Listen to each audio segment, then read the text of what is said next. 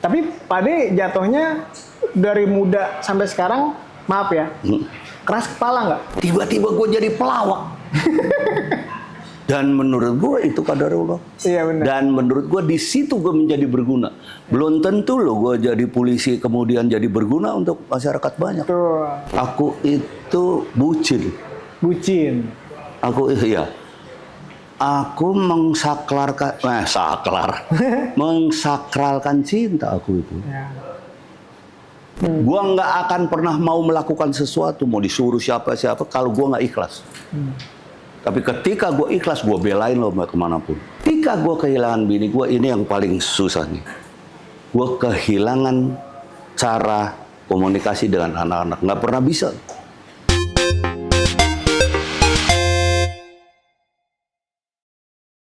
Terima kasih Pak De udah bisa hadir di sini di podcast pertama saya nih. Iya. Programnya Tugas Negara namanya. Wes, Iya. Tahu Tugas Negara? Hah? Tugas Negara? Tahu lah. Tahu ya? Ini hubungannya sama Prabowo apa ya? Bukan. Oh, enggak ya? Negara itu beda sama Aku negara baru mau yang dimaksud pulang. ini. Bukan. Baru mau pulang. Oh, nggak ada hubungan ya? Nggak ada hubungan. Tetap di sini. Jadi tuh tugas negara tuh kewajiban kita Iya. yang nggak bisa diganggu gugat. Betul. Misalnya saya nih, saya suka bentar tugas negara dulu antar anak sekolah. Iya. Baru habis itu kita nongkrong misalnya. Nah, Pak De tuh sebelum kesini Ada tugas ada negara lagi, gue tahu pasti. apa? Bini.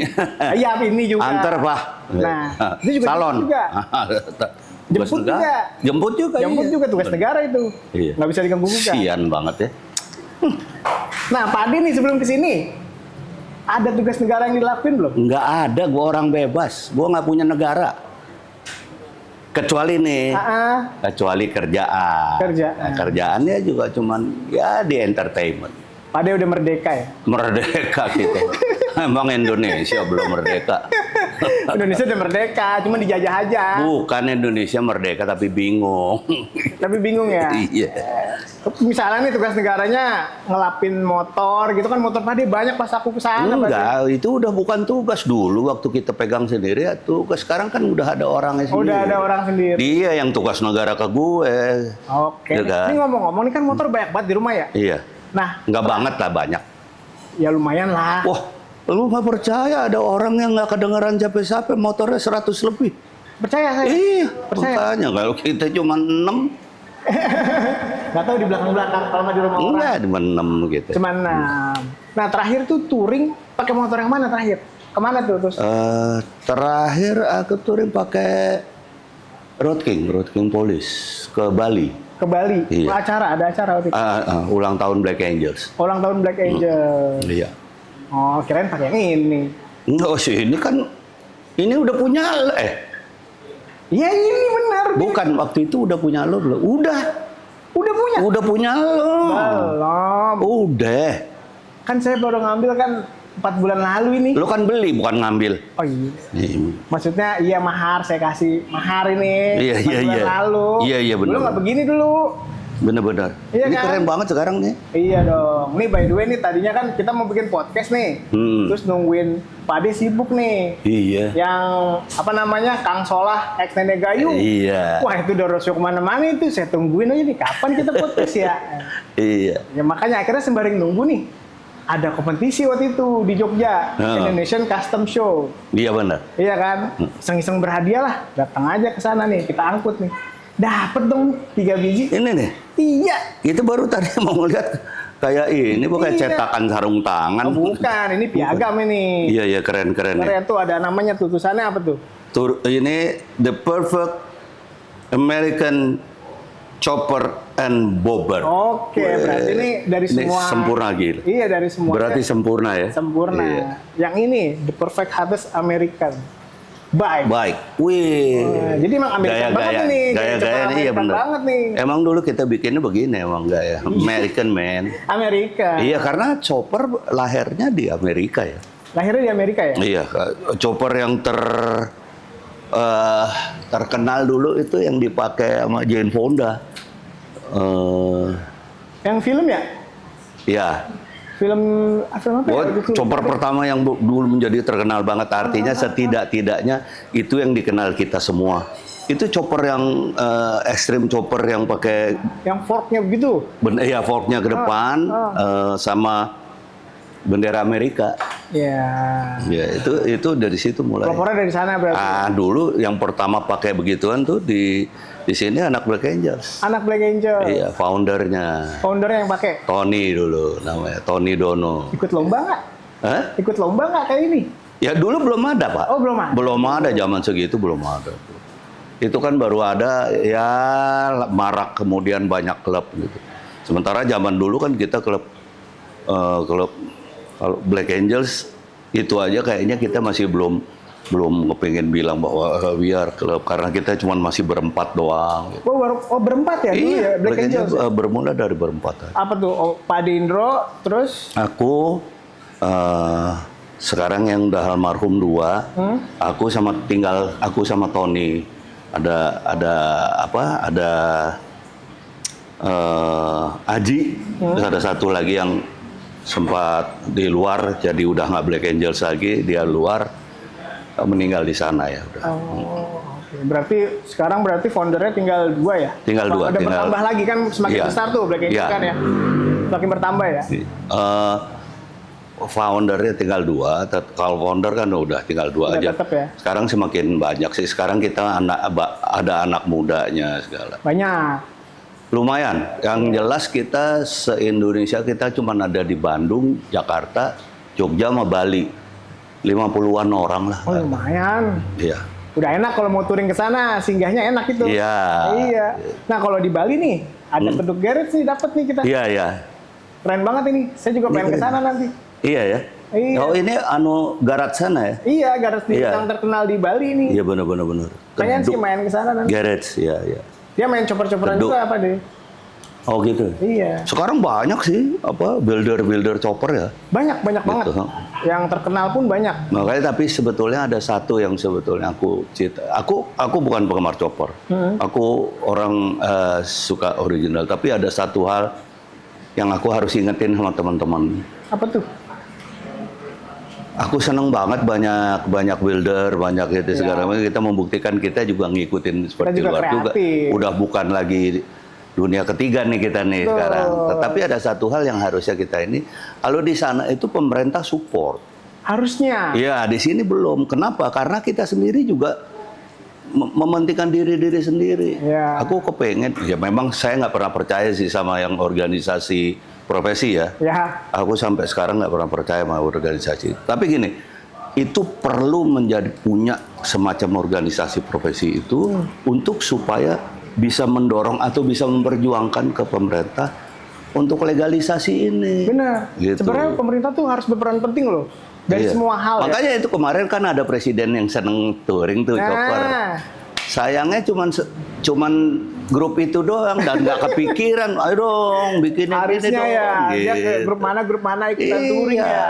Itu kan support namanya. Artinya gini, biarin dia lo mau bareng dia nggak apa-apa. Iya. Tapi gini, adalah mindset berpikir untuk banyak orang, jangan untuk diri sendiri. Gitu. Dia mumpung lagi deket, bikinin dong lembaga yang bisa melegalisasi ini. Weh, keren tuh, dicatat dalam sejarah tuh namanya. Weh, Babe Kiver. Ya kan misalnya gitu. Iya, kan. misalnya. Tapi memang kan dulu kan motor gede aja bisa masuk tol dulu. Siapa bilang? Waktu dulu? Nggak pernah. Belum pernah ya? Pertama ada tol, aku dipanggil DPR untuk rapat itu, untuk ngerapatin itu. Dulu aku sama ada Kapolri-nya masih Pak Rusdi Harjo dulu. Itu kita ngomongin soal itu. Saya menolak. Karena bahaya ya? Bukan hanya bahaya, kita nggak siap. Nggak siap ya? Lu sekarang begini aja deh. Gimana? Dari anak motor ini semua. Iya. Berapa yang punya SIM? Udah begitu aja deh. Udah berapa yang punya SIM? Berapa persen? Iya, Makanya gue seneng bener tuh ada warga tuh nyetop orang yang di trotoar. Oh, yang ngelawan arah itu ya? Iya, keren menurut gue itu. Keren, itu berarti kita mulai sadar akan hukum. Menurut gue. Gitu. Oke. Pertanyaan lanjutan nih. Iya. Ini kira-kira ya, ada hal kecil apa yang sehari-hari Pak Ade itu nikmatin? Misalnya nih, gue senang banget kalau misalnya pagi-pagi gue ngeliat ke teras sambil ngopi, ngeliatin motor, udah hal kecil tuh, gue nikmatin banget tuh. Oh itu hal besar buat gue. Oh, itu hal besar. Oh, hal besar buat gue. Jadi hal kecil kayak gimana tuh? Itu hidup gue. Artinya gini, mungkin salah satu hobi yang tidak pernah hilang dari gue cuma 2 aja, cuma motor sama pisau.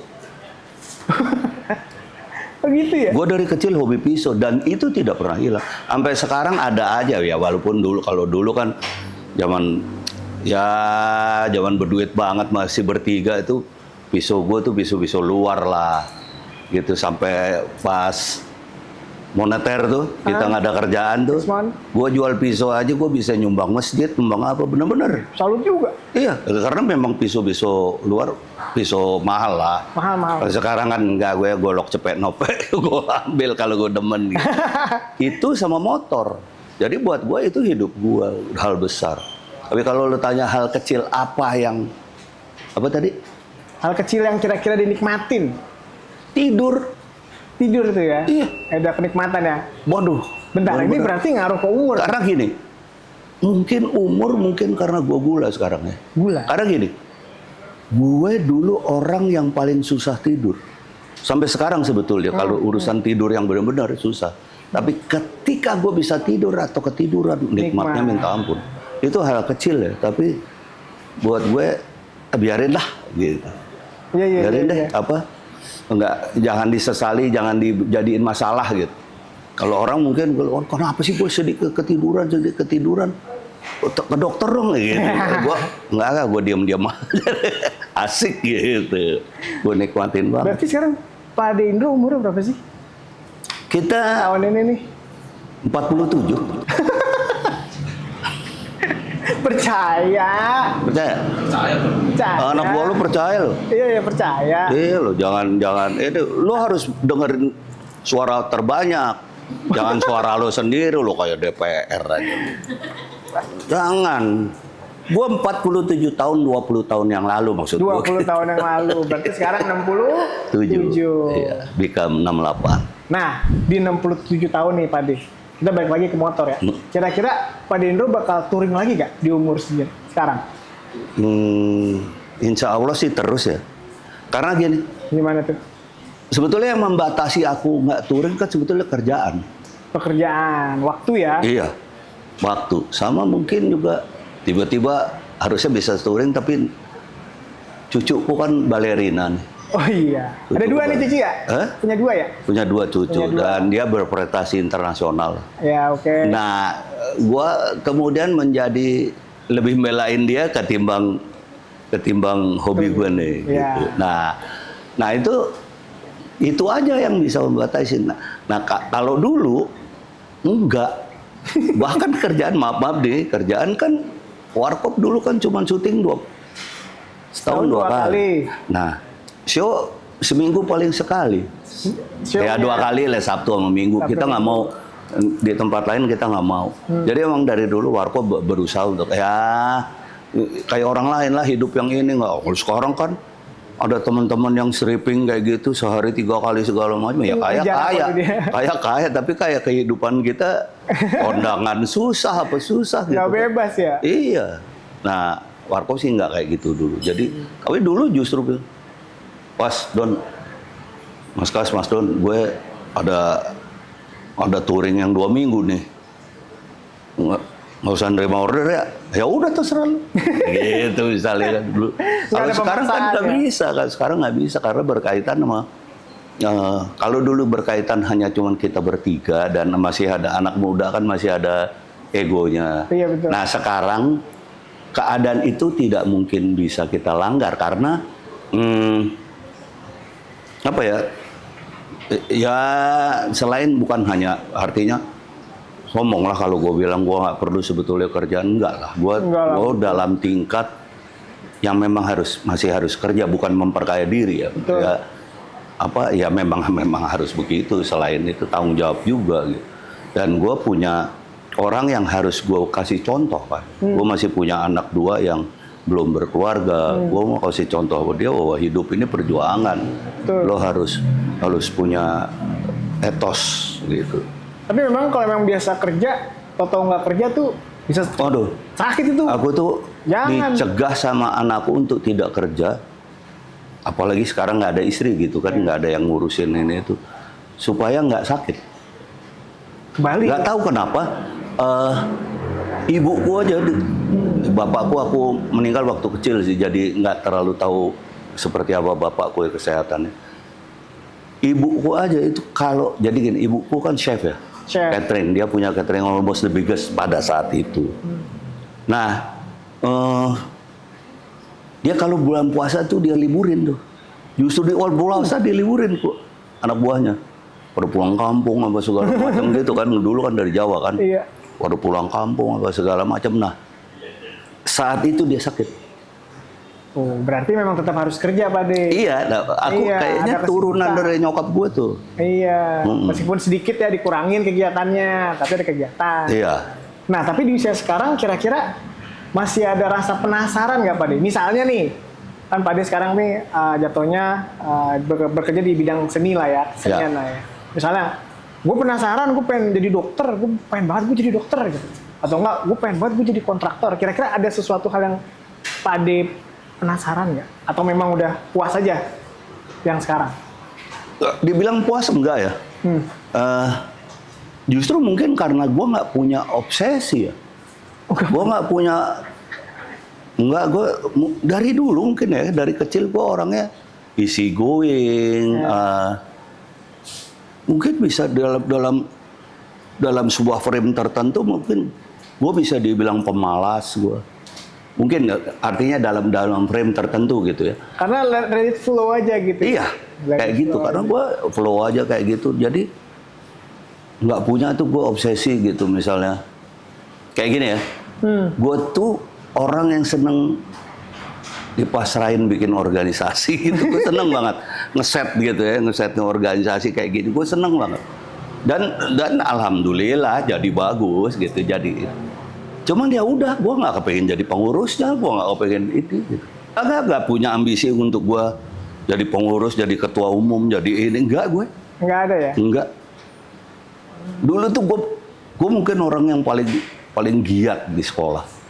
Tapi gue paling nggak mau suruh jadi ketua kelas. Kenapa? Padahal itu kelas tuh istilahnya gue yang ngurusin misalnya. Tapi gue nggak mau jadi. Kita Pak De kasih tahu ke kamera kenapa Pak De itu jatuhnya Gue ke kamera. easy going-nya banget gitu, kayak benar-benar kayak misalnya nih, misalnya saya sepantaran sama Pak De, saya bilang sama Pak De tuh jadi ketua kelas aja udah cocok. Tapi Pak De-nya yang ngerasa misalnya minder atau gimana gitu. Kenapa? Nggak minder gue, nggak mau. Nggak mau. Mungkin lebih nggak kepengen punya tanggung jawab kali ya. Karena gue nggak akan pernah mau melakukan sesuatu, mau disuruh siapa kalau gue nggak ikhlas. Tapi ketika gue ikhlas, gue belain lo kemanapun. Gitu. Jadi lebih pada nggak kepengen punya tanggung jawab aja. Karena ketika gue punya tanggung jawab atau nggak usah gitu deh, kalau soal itu kayak tanggung jawab agak sumir ya, kayak warkop gitu misalnya. Kenapa sih gue sampai sekarang berjalan? Ya karena tanggung jawab gue. Gue sudah mau jadi kayak gini dan berpikir mengenai profesionalisme segala macam, berarti gue harus bertanggung jawab gitu. Itu. Nah, tapi gini, lebih kepada apa ya? Ya keikhlasan gitu loh. Artinya kan tadi gue bilang gue nggak punya ambisi apa-apa gitu. Betul. Ya, maka ketika kita kayaknya membelain gue harus bertanggung jawab terhadap ini dan gue tuju itu gitu. Nah, kayaknya buat gue ambisius amat. Berarti sebenarnya Pak Dendro itu lebih ke feeling. Kalau feelingnya mengatakan bahwa iya. Oh, oke nih kalau misalnya gue jalanin nih, oke, gue jalanin. Iya. Tapi kalau feeling berat nih kayaknya nih, gue nggak jalanin. Nggak seperti itu juga. Oh, nggak gitu juga. Nggak kayak gitu, tapi lebih feeling gini loh. Ini buat orang mungkin tidak berpikir itu, tapi buat gue worth it or not gitu loh. Jadi worth it nggak sih gue kayak gini-gini? Hidup gue berguna nggak sih untuk itu gitu loh. Gitu. Jadi ketika misalnya gini, gue bikin organisasi. Organisasi itu bisa berguna. Iya. Menurut gue, ya itu gue lebih berguna ketimbang gue jadi ketuanya, tiba-tiba tuh organisasi nggak berguna gitu. Paham nggak? Paham. Kalau nggak paham, kita berhenti dulu, gua paham dulu.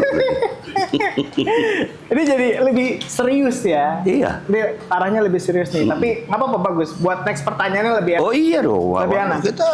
Jadi jangan kayak yang di DPR nggak serius-serius gitu. Ya, joget-joget kan ya. Ih, bukan joget-joget sih gua nggak masalahin, tapi kerjaan mereka apa sebetulnya dengan gaji yang sebesar itu gitu. Oke, tapi lebih serius dikit nih ya, Pak Ya. De, kira-kira lebih percaya akan yang namanya keberuntungan nggak? Atau luck? Ada. Percaya itu? Ada. Jadi memang Ya bukan percaya, tapi gini, bahwa semua hal ada komponen itu gitu. Ada komponen faktor X.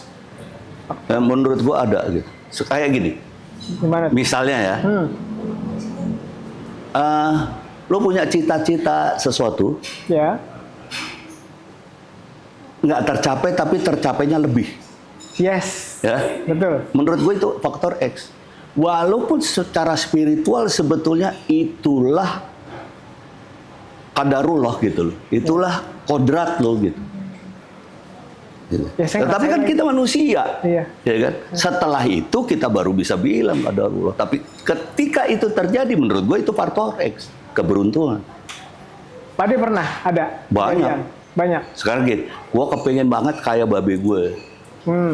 Ya, jadi ya babe gue jenderal, babe gue sekarang ini lagi diakui menjadi apa?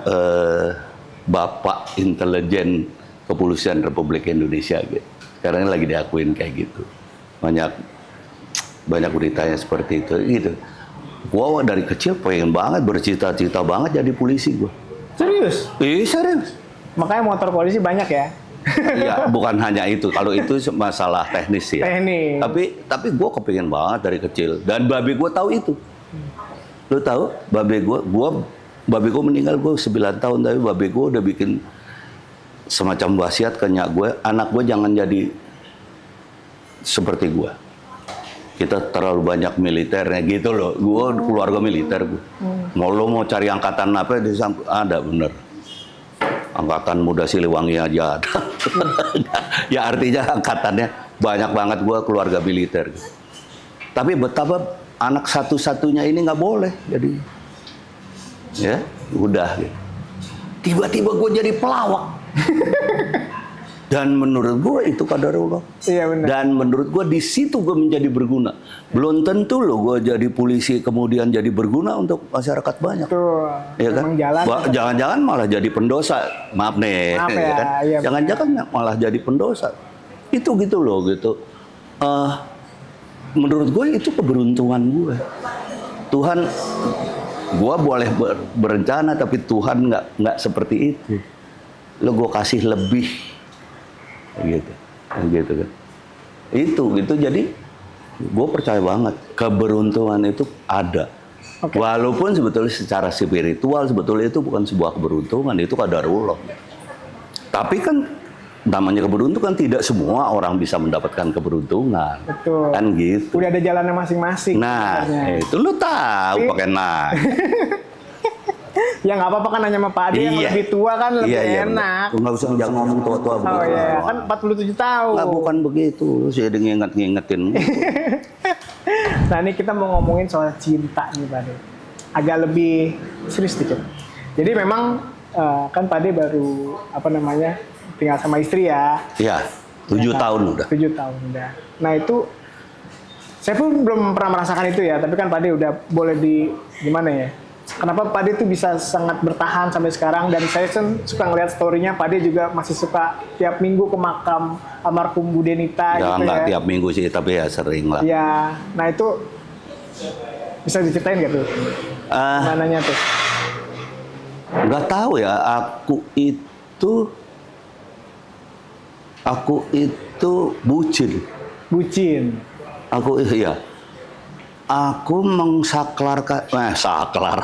mengsakralkan cinta aku itu. Ya. Gini. Cinta itu sendiri kan sebetulnya pertama adalah cinta Tuhan kepada kita kan. Betul. Gitu kan. Makanya dia ciptain Adam, ada gitu. Hawa. Cuman kitanya aja yang nggak bisa mempertanggungjawabkan cinta kita pada Tuhan kan. Betul. Kira-kira itu kalau ngomong gedenya gitu. Ya, mungkin karena itu ya aku terus berpikir kayak gitu. Kayak misalnya cinta kita kepada anak. Ya. Ya kan, nggak ada anak yang lebih cintanya orang tua kepada anaknya, ya kan, nggak ada lah kayak gitu. Dan kemudian kepada cucu itu semua gue telaah gitu. Kenapa gue cinta pada anak gue, kenapa gue sayang banget sama anak gue, kenapa gue juga terus juga sayang banget sama cucu. Nah ternyata aku itu bucin, melihatnya bukan sekedar maaf kalau agak ekstrim gitu.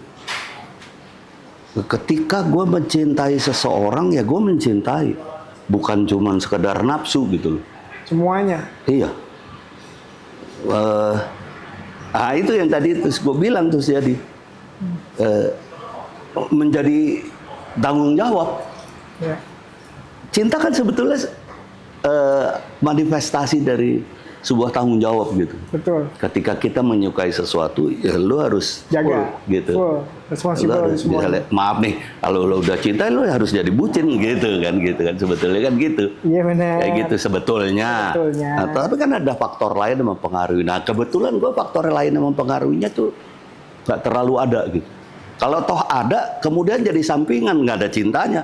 Maaf nih, misalnya gue kemudian selingkuh gitu. Iya misalnya. Ya nggak ada cintanya itu. Ya. Pasti ya cuma nafsu doang gitu. Paling baik aja udah. Iya. Iya. Gitu loh. Tapi ketika gue mencintai seseorang, ya udah dia gitu. Dan cinta pertama gue harus gue akui pada bini gue. Oh iya. Iya. Kenal Bu Denita dari kapan tuh? Dari SMA. Oh. Dia pacar SMA dari kelas SMA. 1, gue kelas 3. Bedanya 2 Kami tahun. pacaran. Berarti. Bedanya 2 tahun. 3 tahun. Kalau beda 1,5 tahun. 1,5 tahun. Persis 1,5 tahun. Dia 8 Oktober tahun 59. Ya.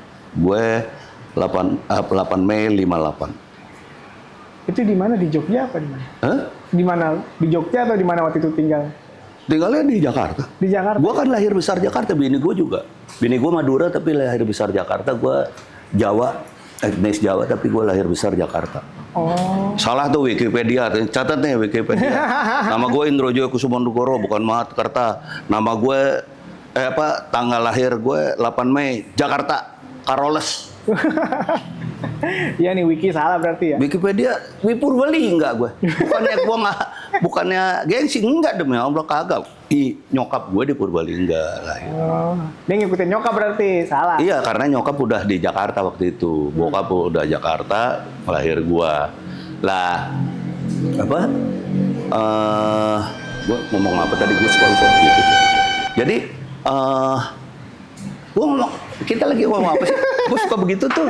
Ini lagi ngomongin sekolah tadi, kan bedanya kan 1,5 tahun. Oh iya. Ya kan, Nah, di Jakarta. Iya, dia kelas 1. Ini anu gue banget nih, apa ya, selera gue banget. Itu banget dah ya. Tinggi, gede, tomboy, kayak gitu. Gue pacaran nggak pernah yang. Kayak temen aja. Kayak temen aja gue lu. Gue lu. Sampai kawin, sampai punya anak, sampai terakhir. Ini romantisnya gimana?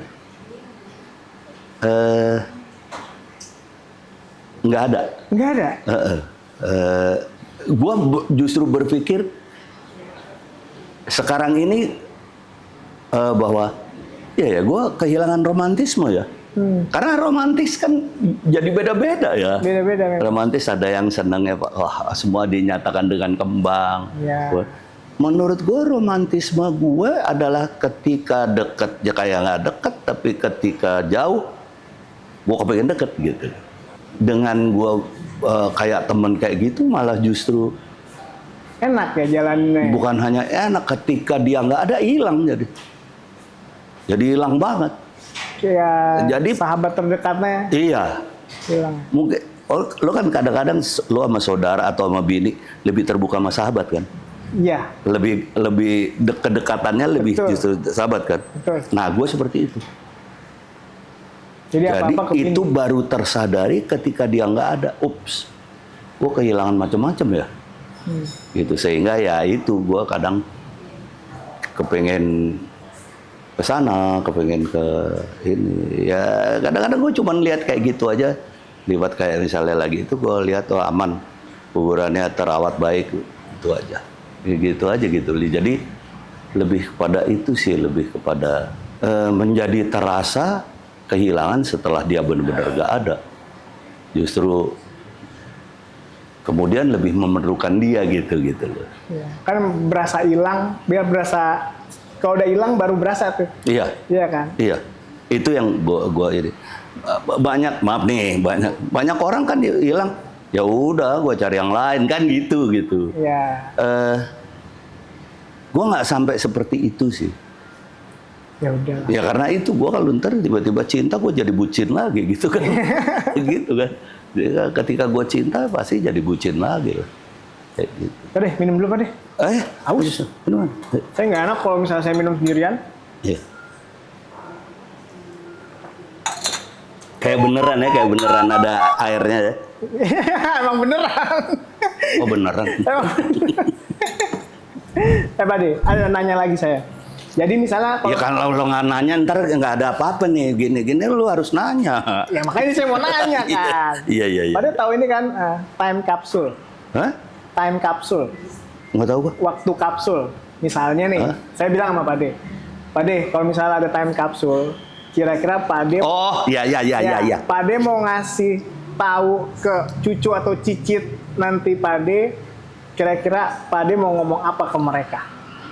Jadi nanti mereka tuh bisa play video ini, misalnya podcast ini nanti ada pesan nih untuk cucu atau cicitnya Pak De nih, kira-kira ada pesan apa kira-kira? Apa ya gua? Ya paling gua kepengen bilang bahwa gua sayang banget mereka semuanya sebetulnya gua perhatiin walaupun gua kayaknya easy going gitu loh. Iya. Ya. Nggak terlalu ditampilkan ya, tapi sebenarnya sayang banget. Enggak iya. Bukan perkara gengsi ya, karena memang gue flow aja, gue ya isi going sih gue ya. Tapi bukan berarti nggak gue pikirin, gue justru orangnya berpikir banget gitu. Gue berpikir banget pada hal apapun. Dan bahkan gue selalu punya kesimpulan, bahkan gue selalu punya cara berpikir tersendiri untuk hal-hal tertentu.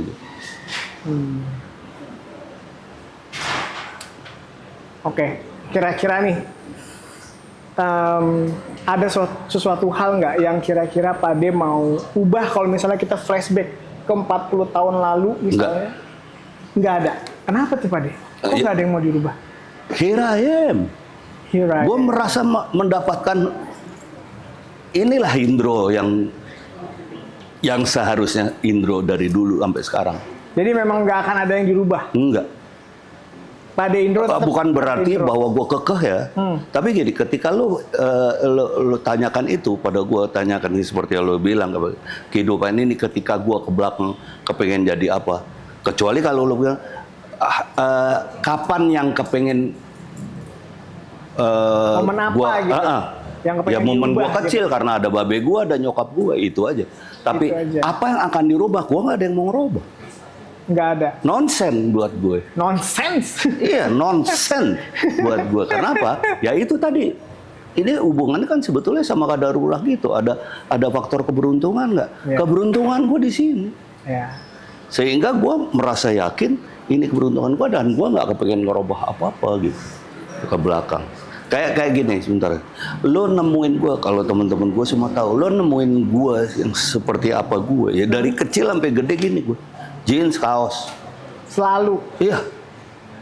Tapi Pak De jatuhnya dari muda sampai sekarang, maaf ya, keras kepala nggak? Keras kepala gue. Benar-benar. I'm Taurus. Taurus.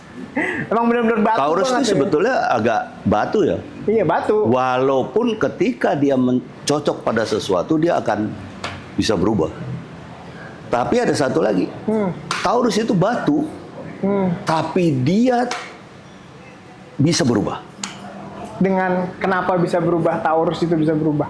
Karena ketika dia tahu sesuatu itu tidak nggak benar, dia akan berubah. Pasti. Iya. Apa harus kepentok dulu? Bukan kepentok, dia harus dapat yang cocok yang bisa meyakini dia bahwa itu jelek, misalnya. Misalnya apa ya? Apa ya? Gue sebagai contoh apa ya? Banyak banget ya bisa merubah. Berarti dengan kayak gini, Pak Ade itu percaya akan zodiak ya?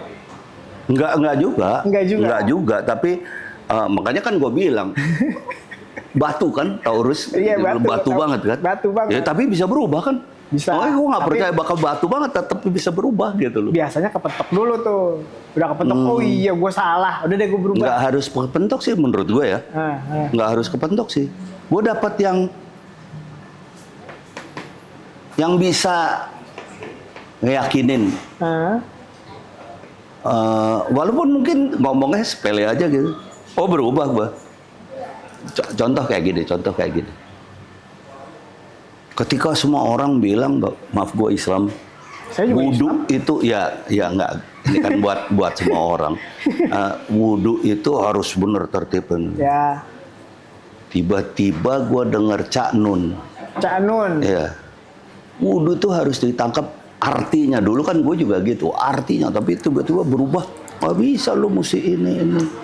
Ya, maaf gue tato misalnya. Tato juga gue nggak mau ke tempat yang tempat wudu. Ya kan, lu nggak. Ini makanya lu dengerin dulu. Iya. Udah gue nggak mau. Gue cuma di sini doang gitu Iya, supaya. iya. Ya gini, Cak Nun bilang, lu kentut.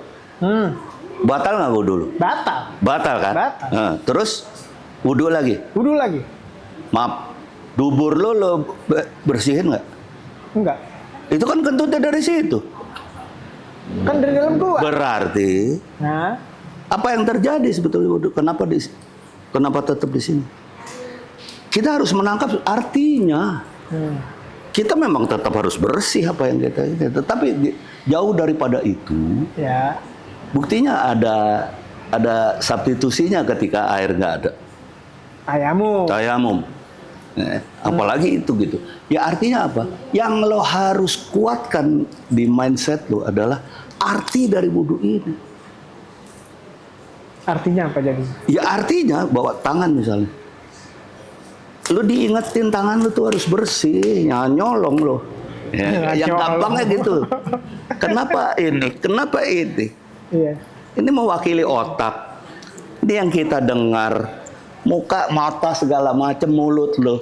Mulut ditambah ini lagi segala macam. Mata kan nggak mungkin di air. Kan nggak mungkin kan. Pedih Tapi dong. ini mewakili mata kayak gitu. Iya. Jinah mata, jinah mulut, jinah apa segala lo jangan kayak gitu. Itu merubah mindset gua. Kalau yang dulu tuh harus, waduh, air juga musuh, banyak bener. Ya kan? Ya kan kayak gitu. Merubah mindset gua, yang penting gua tertib. Yes. Tertib terhadap itu, dan gua harus, lu nggak percaya kali, gua sampai sekarang lu boleh tanya asisten gua. Ya, gua masih suka takut tuh. Gua di online ada mengerti. Ya kita kan juga ya walaupun nggak hafal titik komanya, tapi kita tahu maksudnya Al-Fatihah apa gitu. Tapi gua beli lagi tuh. Beliin dong itu, kayak anak SD aja gue bilang, gue kepengen baca lagi, gue baca lagi, bener gue baru-baru ini gue minta tolong, di ada ini di online, beliin, ada. Ternyata misalnya ruku, kalau kita dari ruku dulu kan melihat kemana-mana, enggak, ternyata harus ngelihat Lurus tetap bawah. gitu, kayak gitu, hal-hal kayak gitu, kecil kayak gitu, itu bisa merubah gua.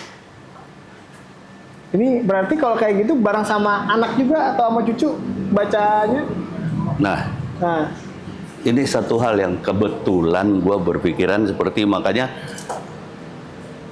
ya gue bilang kan bahwa gue batu tapi gue bisa berubah. Kadang-kadang bahkan di film nih, kita bisa belajar dari yang anak muda. Ya, Betul. iya makanya Ya itu bisa merubah gua. Bahkan maaf nih, nasihat aja bisa kita dapat dari orang gila. Iya kan? Iya. Iya kan? Betul. Makanya. Jadi buat gua ya mungkin naif lah kalau gua bilang semua orang bisa berubah gitu. Ya mungkin ada yang keras kepala banget, stubborn banget. Mungkin ada yang nggak bisa gitu. Tapi gua ngelihat ke gua sendiri dulu lah. Kalau gua tuh nggak kepengen ngomongin orang, gua lebih senang ngomongin gua gitu. Oke, ini berarti coba Pak De cerita sedikit. Pak De tuh komunikasi sama anak-anak Pak De tuh gimana sih? Nah ini nih yang susah nih. Ini yang mungkin gua kepengen berbagi juga sama anak-anak muda yang lain. Yeah. Gini, karena kesibukan gua dulu, gua tuh bener-bener mendelegasikan masalah pendidikan anak-anak kepada istri gua. Dalam hal komunikasinya, walaupun gue mengikuti betul dan sebetulnya gue yang ini gini, anak-anak didik ini, anak-anak gini, tapi yang melaksanakan bini gue, dan itu berjalan 37 tahun, selama dia hidup.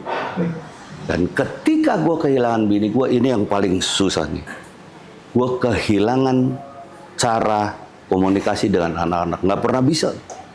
Yang dilawan lah, yang di ini, di itu. Kenapa? Ya ternyata karena semua gue delegasikan dulu kepada istri gue. Jadi intinya baiknya gimana? Jadi sekarang setelah dia dewasa segala, ya tetap berusaha untuk bisa mencocokkan komunikasi. Tapi ya itu terjadi gitu loh.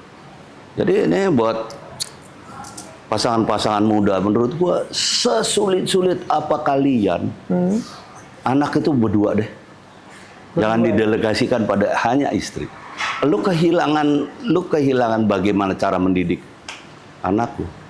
Mungkin dididiknya dengan gaya lo, tetapi dengan komunikasi yang beda. Istri gue tuh bisa komunikasi sama si A begini, ini gini. Sekarang gua hilang udah. Gitu ya? Iya. Jadi kadang-kadang dilawan gue gini.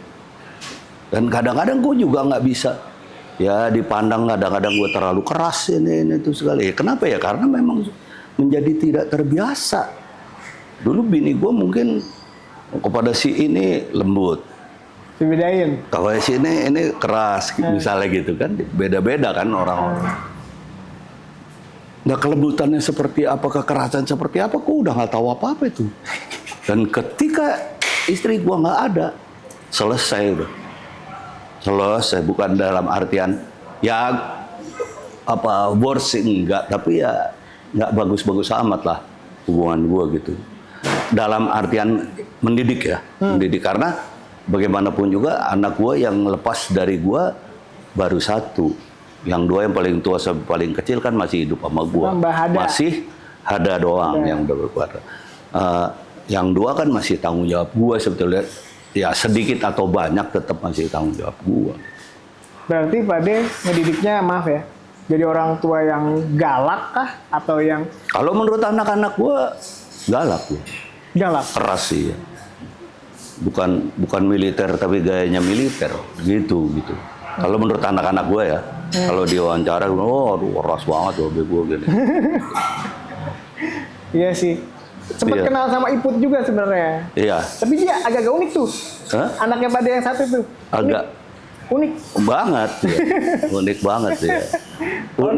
Iput itu, dia maaf nih, kecilannya ya. Dia sebetulnya udah dinyatakan ya kalau toh hidup pasti ada kekurangan di. Kekurangan? Maksudnya gimana nih? Di otak. Dia itu bilirubinnya tinggi banget. Oh, bilirubin, iya. Oke. Ketika itu dia lahir pas itu hampir semua bayi kuning. Emang. Jadi juga. Tahun 82 itu, pas galunggu. Gitu. Nah, dia itu nggak tahu salah deteksi ya, salah. Apa sih, gue suka lupa gitu. Diagnosa bilirubinnya tinggi banget. Ya. Itu, waduh, parah nih. masuk rumah sakit. Masuk rumah sakit tuh gue ingat benar infusnya di sini. Gue tidur di rumah sakit, gue tungguin bini gue suruh pulang. Karena dia nyusuin kan, gue nggak kepingin dia kecapean apa segala.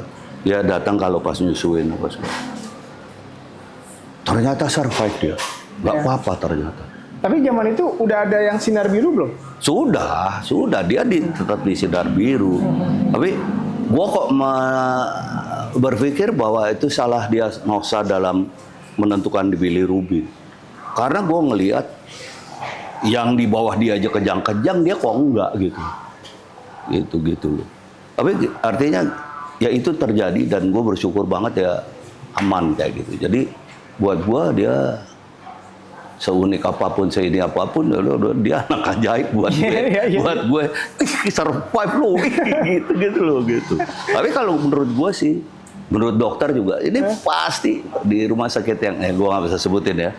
Pertama karena waktu itu kan dokter bilang, wah ini kok, dia jangan-jangan bilirubinnya tinggi nih, kok kuning banget gitu. Gue masukin di sini, dia jangan.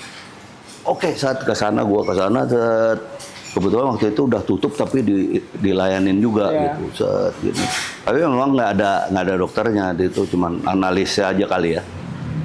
Ini keluar, waduh, dokter bilang, waduh, ini cepet langsung bawa ke rumah sakit. Aku bawa rumah sakit, akhirnya Carolus gini-gini. Wah, kan dia kan atas data itu. Baru ini masukin dalam sehari itu kan dulu mungkin masih belum langsung dapat ininya kan. Akhirnya besoknya ternyata dia besoknya nih bilirubinnya ternyata udah berubah nih. Udah turun. Turun. Maksudnya ya cepet banget. Ya gue kan nggak tahu juga ya, tapi dokter juga bilang cepat sekali ya. Turun tuh hebat tuh dia hebat gitu. Wah, anaknya tangguh banget, tapi emang Putri kan orangnya keras. Putri keras dan apa ya? Ya menurut gua survive banget orangnya. Kayak gitu, dan ya survive Putri akhirnya ya itu gitu. Jadi tetap ya bagaimanapun juga dia paling tua memang paling, tapi ya bagaimanapun tetap masih ada di gua kan. Jadi masih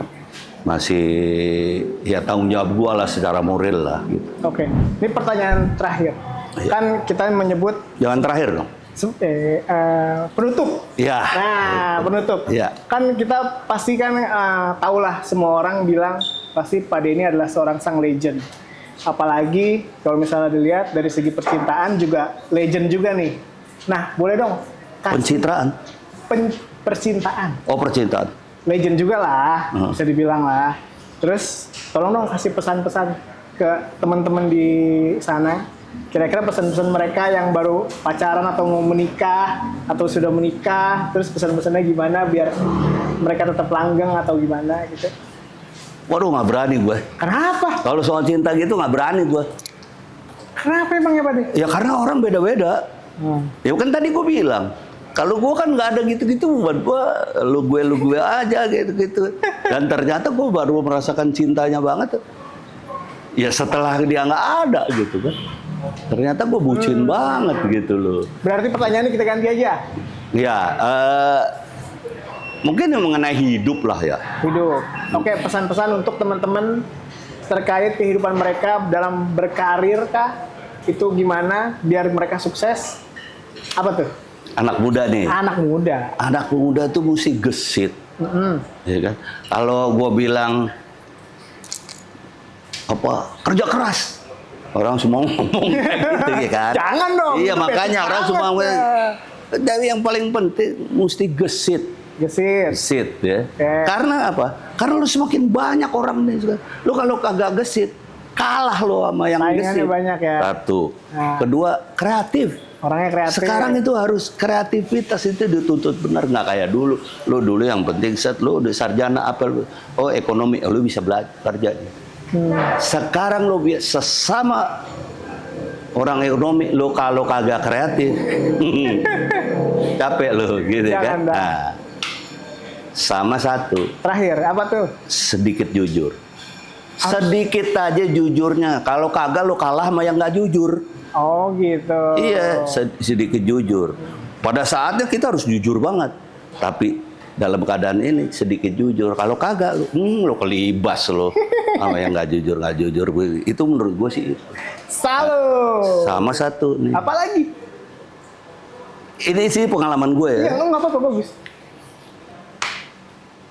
Tetaplah sederhana menurut gue. Sederhana tuh bukan berarti lo kaya boleh, kalau keras punya duit banyak, lo makan di ini itu boleh. Tapi